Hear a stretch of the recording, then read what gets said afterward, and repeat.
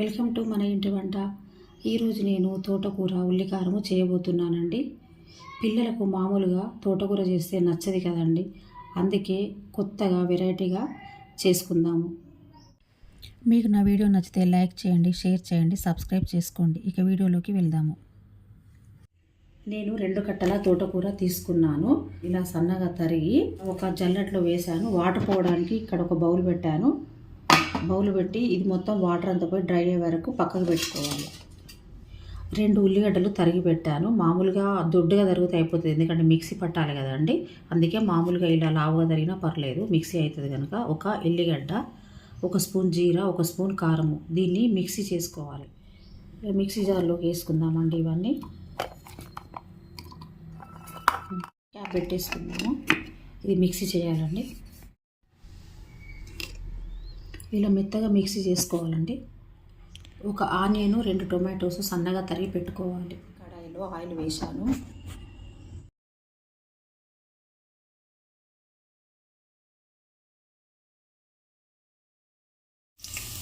ఒక tea spoon పసుపు వేస్తున్నా. దీన్ని కలపాలి.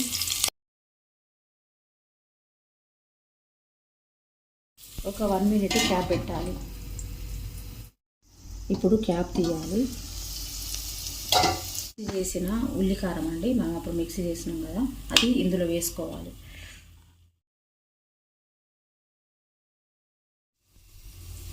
టొమాటోస్ అండి, తరిగి పెట్టుకున్న టొమాటోస్ వేయాలి.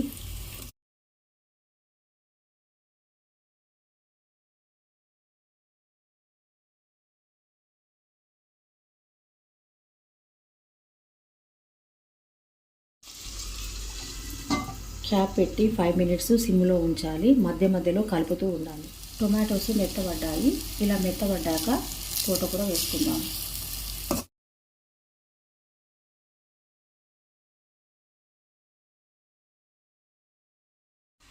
ఒక స్పూన్ సాల్ట్, 1 స్పూన్ కారం వేసుకోవాలి. మీ టేస్ట్కి తగ్గట్టు. కొంతమంది ఎక్కువ తింటారు, కొంతమంది తక్కువ తింటారు కదా, అంటే దాన్ని బట్టి మీరు వేసుకోండి.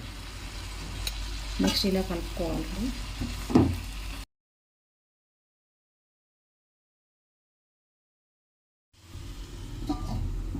క్యాప్ పెట్టాలి.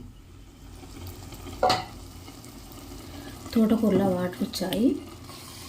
ఇప్పుడు ఇలా కలుపుకోవాలి. ఇందులో వాటర్ ఉన్నాయి కదా, ఈ వాటర్ మొత్తం ఇంకిపోవాలి. సిమ్లో పెట్టి మధ్య మధ్యలో కలుపుతూ ఉండాలండి. ఇప్పుడు ఈ తోటకూరలో మనము ఎక్కువ ఆయిల్ కూడా పోయడం అవసరం లేదు. నేను లైట్గా పోసా, ఎందుకంటే ఆయిల్ తోటకూరలో, ఆకుకూరలలో దేనిలో కానీ ఆయిల్ ఎక్కువ పట్టది. అయినా మామూలుగా ప్రతి కర్రీలో మనం ఆయిల్ ఎక్కువ వాడద్దండి, ఎందుకంటే ఆయిల్ వల్ల ఇప్పుడు ఎన్ని హెల్త్ ప్రాబ్లమ్స్ వస్తున్నాయో మీకు తెలుసు. ఆయిల్ ఎంత తక్కువ వాడితే అంత మంచిది. అందుకే నేను ఆయిల్ చాలా తక్కువ వాడతా. ఆకుకూరలలో మాత్రం అసలు ఆయిల్ చాలా తక్కువ వాడాలి. క్యాప్ పెట్టేసుకుందాం.